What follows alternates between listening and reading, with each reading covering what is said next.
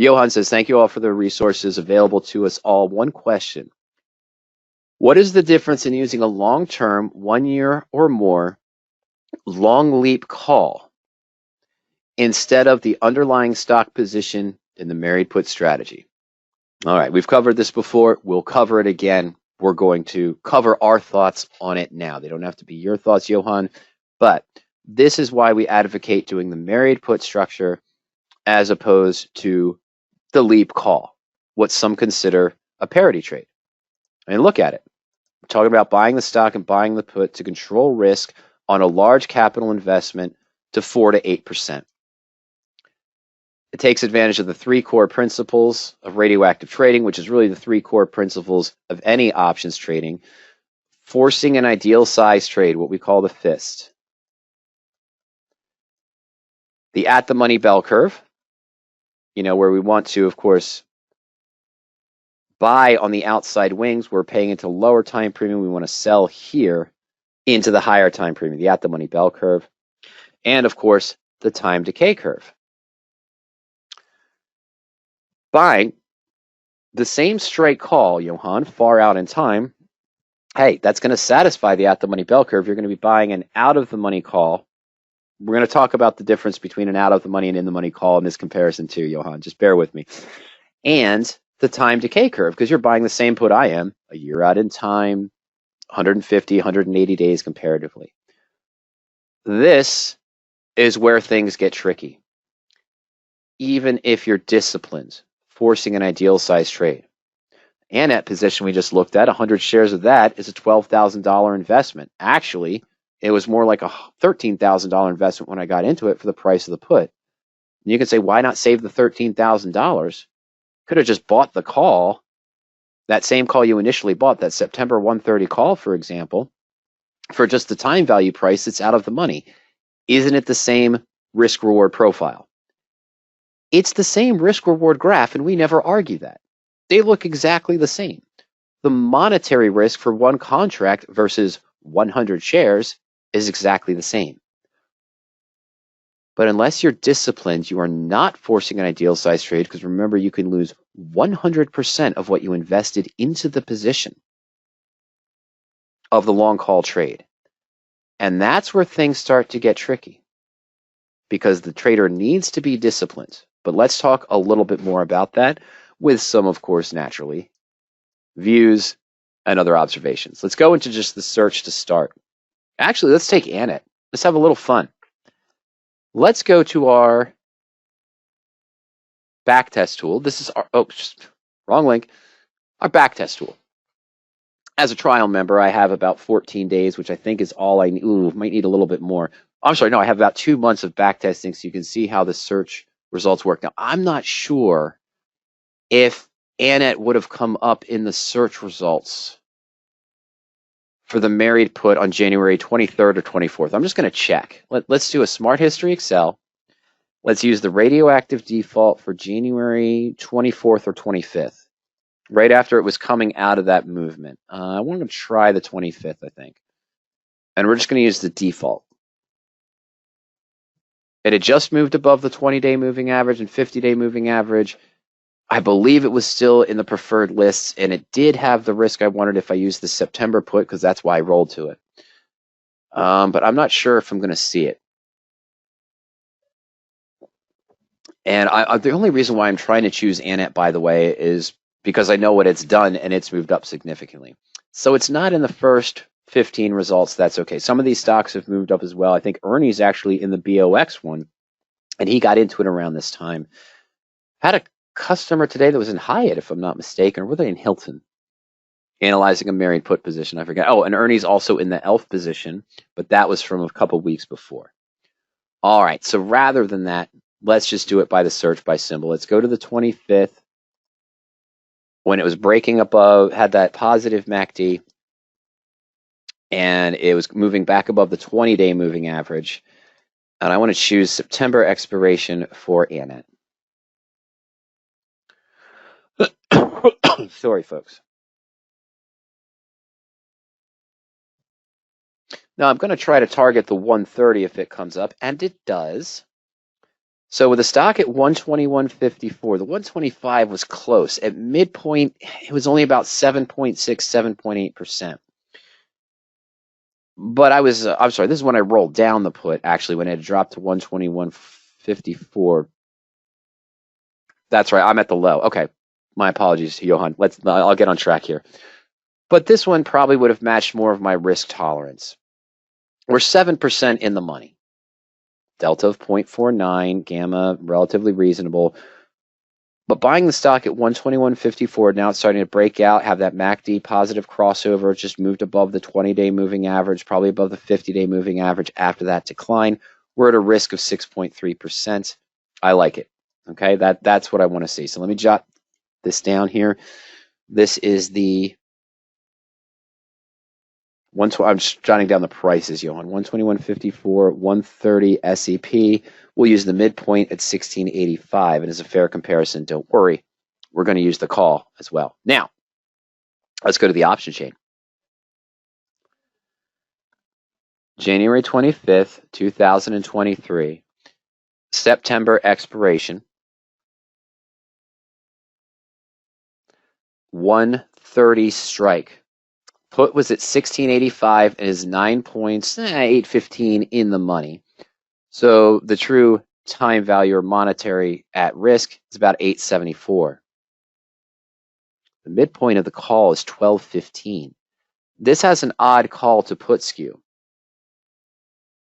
meaning that the time value here is even skewed at the money. The time value at the ask price is 1104 on the 125 put and 1490 on the call side.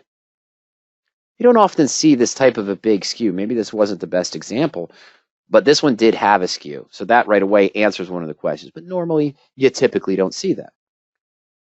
So I'm going to write this down, 1215 at midpoint, right? Yeah, 1215 at midpoint for the 130 call, where the time value at the ask price was 874. Okay, for the 130 put against the stock for September expiration. Now I'm going to build both of these very quickly. And we're going to put in ANET. And we're going to add 100 shares of stock at 121.54 from January 25th. We're going to buy the September 130 strike. And our price was 1685 at midpoint.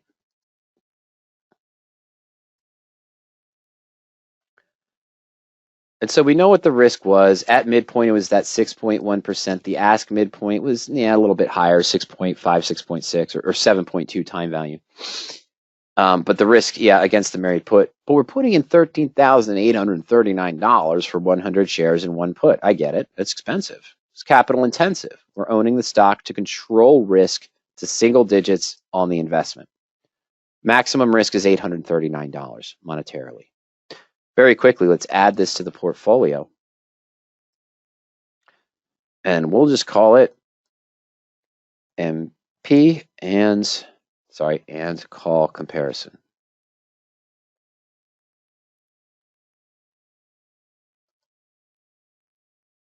There we go. So current gain or loss on the position, the stock is up 9.7%. If we liquidated right now, no income methods used, Johann, no dividends received, would be at a profit of 5.9% for liquidation. Obviously, we're going to have some income methods available. I could move this up to the 135 or the 140 put to reduce risk. I could move the put closer in time to reduce risk, all described in the blueprint. Now, a long call, the maximum risk, remember, of this call position was 839. Oops, sorry, folks. Now, let's go ahead and add that long call. Same time, September, 130 call, one contract. Oh, I didn't change the date, did I? That's okay. January 25th, and we would have seen a price of $12.15 at midpoint. And the stock price at time of trade is 121.54. Okay, now we're close. Now, of course, it's a 65% profit. Leverage works both ways. but it's only $795 compared to $815. We're close, 20 points off. But that was so interesting there that the risk on the married put monetarily in the portfolio, oops, wrong one, forcing that ideal size trade was only $839. We've got earnings coming up in 3 days. The risk,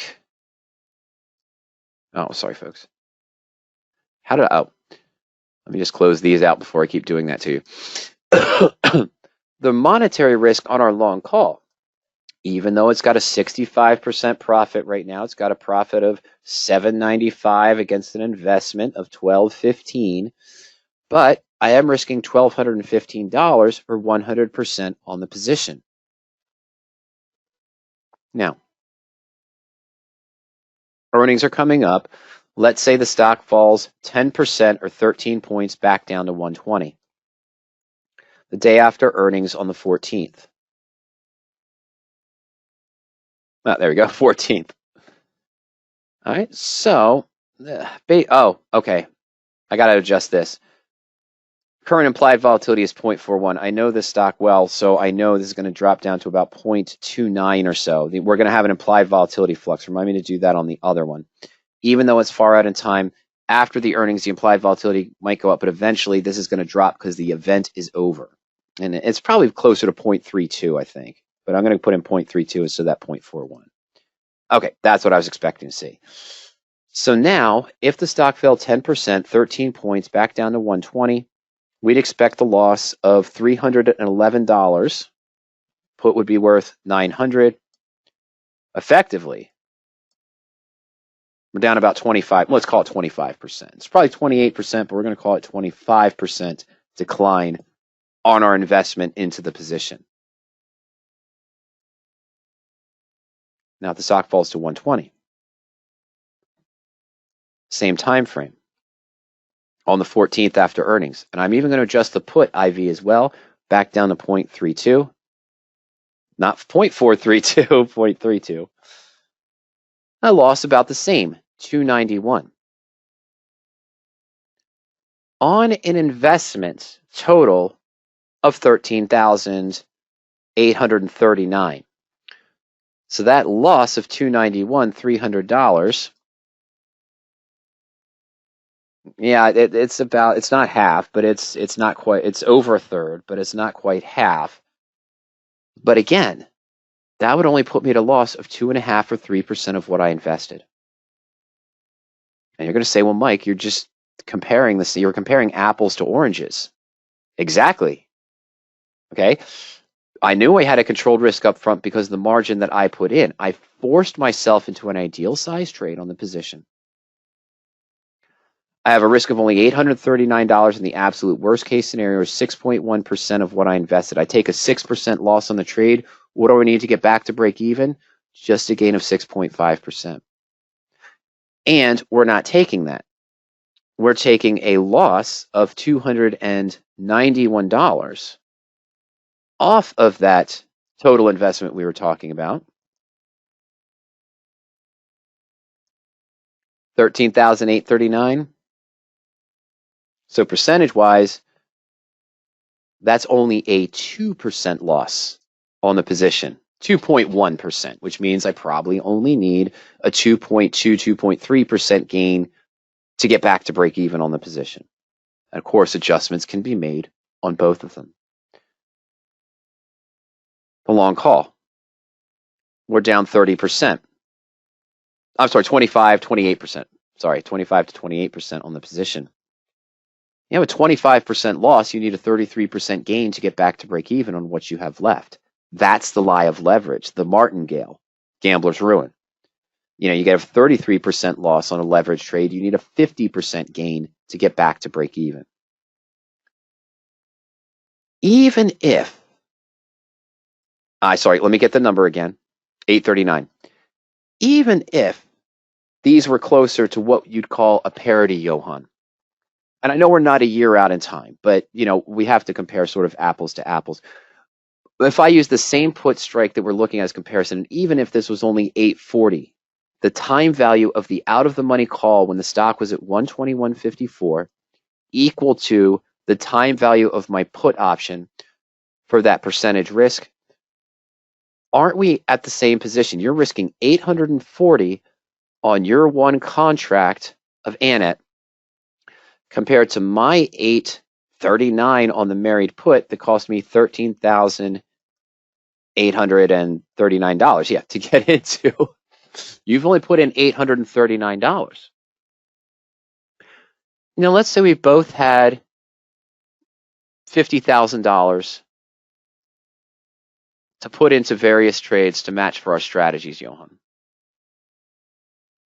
I just used pretty much a third of it to get into this one position. Then I might open an NEM married put and put in about, right now, probably about 5,200 or so for that, but still be only risking 6 or 7%. And the Schwab position might have been about $9,000 to put in. At that time, buying the stock at around 78 and buying the 82.50 put, maybe it was a little bit lower than that, but that's okay. So 14,000, that's 27,000. So I've used up half of it in 3 positions. And I might buy another 1 or 2 positions with the proper allocation to make sure that each, although I'm putting in this large capital, each monetary risk on the married put is only going to represent 1 to 2% of my total portfolio value. That 839 at risk on the married put. Whatever my portfolio value is, I would have done the contract size to make sure that monetary value was only 1 to 2% of the total portfolio. Now, you're saying that if you buy this call and you did get a price of 840, we saw it was at 1215, there's a skew there. The popular stock now that has the reverse skew, I just forgot it. Oh, I'm so sorry. A gentleman I know who's doing short collars, and I helped him set up a long-term short collar search. The puts on this call, the puts on this stock out to January 2024 and 2025 are the reverse of what we just saw with Annette. Back on January 25th. The time value on the puts, the at-the-money puts, are around $40 to $45, and the calls are only $29 to $31. There's a big skew there between the time value of the strike prices, and I don't know why. But it allows for a good short collar position for a conversion or reversal, for example. But sorry, got skewed there. I went off tangent, Johann. I apologize. So what I'm saying here is after 4, 5, 6 positions, I'm at the full allocation, this 50,000. That's why Ernie has 7 positions open right now. I should have 5 open right now. I only have 3. I need to open 2 more, absolutely, in the Fusion portfolio. Now, are we at parity? With your call bought at 840 and my married put for 13,839, only risking 839? Not exactly. Okay, you can only lose 840. I can only lose 839 in the worst case scenario. That represents 100%. But if you only did one contract, we're still risking the same monetary amount in our portfolio. Is that what you're going to do? You want to buy calls. You're asking me this question about buying calls because they're cheaper. You're not going to buy one contract. You're going to buy 3 or 4 contracts. And say at 3 or 4 contracts, I'm still only investing $24.60. 1/7, 1/5 of what Mike's investing into the married put. But now you're risking a full $24.60. Is it likely to go to 0? No. Can it go to an 80 or 90% loss? Absolutely. Even with the longer time frame. Even though that 10% we declined, we saw at earnings, and taking into account the implied volatility going back to normal ranges, you're only down 25%. You could lose 25% of this $24.60, 33%, 50%. Now you're losing $1,200. But what are you going to do with that other $50,000? You're probably then going to buy 5 contracts of stock ABC, 8 contracts of stock XYZ, 10 contracts maybe of stock 1, 2, 3. Now you're in various long call positions that can lose 100% of their value, where each potential long call position is risking a little bit more because you're going to use the leverage to your advantage than that 1 to 2% desired target of the total portfolio. I have 5 positions to manage. Each one cannot lose more than 2% of the total portfolio value. You've decided to move that up higher, and that's your prerogative. But that's what your plan was doing. You're saying that why not diversify into more positions with a lower cost and buy more contracts because I can see the higher potential return, double and triple digits return with the long call percentage-wise, which Mike's only seeing 7, 8, 9% with the married put position. Well, what the market's taught us in the last year and a half, 2 years or so, is that how quickly leverage can work against you and how quickly that type of structure, not forcing the ideal size trade. And even if you open 20 positions because of the leverage and kept each one to 1 to 2%, you lose 1 to 2% on all those 20 positions because of an unexpected market movement. You're down 25% on your portfolio. You need a 33% gain in your portfolio to get yourself back to where you were before you started. Meanwhile, I'm probably down 6 or 7% total, 1 to 2% of the total portfolio, not even, because I wouldn't be at full loss. You wouldn't be at full loss either. But again, those 50% losses on all these in a sudden market event, a black swan or unexpected event or sudden downturn. Powell speaks opposite of what he just said last week and says, oops, I was wrong. Let's go to a 1.45 rate hike and see what happens. Who knows how the market's going to react to that, but it can be bad. The lie of leverage works against you. Not forcing an ideal size trade works against you. Opening too many leverage positions, even if each one is targeting just 1 to 2% of the total portfolio values we prefer, can still get you in trouble if you're opening too many positions by applying the leverage. Now, again, is this, if my married put with that $13,839 investment for 100 shares in one put, with the guaranteed put at 130, that's a 2, 130, so I can get 13,000 guaranteed back, risk of 839. That's not the real position I'm in, that's just the position at 25. Are we at a parity because we have the same risk? No, because of the reason I just explained. The true parity to a married put trade, if you're going to try to use leverage with the long call, this has the same risk reward profile. You know I'm not arguing that. We have the same monetary risk. I'm not arguing that. But you're risking 100% of what you invested into the position, and likely you're going to consider increasing the number of contracts and opening multiple other positions with multiple contracts, trying to take advantage of the leverage, not forcing an ideal size trade. We're not at parity at this point. The parity trade to the married put, if you're looking at the same strike call with the same expiration near the same cost, which in this case we didn't see, it was actually $12.15 instead of $8.40. But the true parity, Johann, is if you bought the call that was the same strike and expiration and you put aside the $12,154 per contract that you buy that you would have used to buy the shares of stock. Now the value of those long calls is only, and you don't touch it. You don't use it for anything else. Other trades, margin for doing bull put credit spreads or selling naked puts or things of that nature. Once you put that cash on hold aside and don't use it, now you're only risking $840 of that near $13,000 investment. Now you're only risking 6% of the money that you're allocating to it, or the 1 to 2% of your total portfolio value, and you forced yourself into an ideal size trade. That's the true parity, buying the call and leaving the cash you would have used to buy the stock in the married put aside without applying it for margin or into cost of other leverage positions.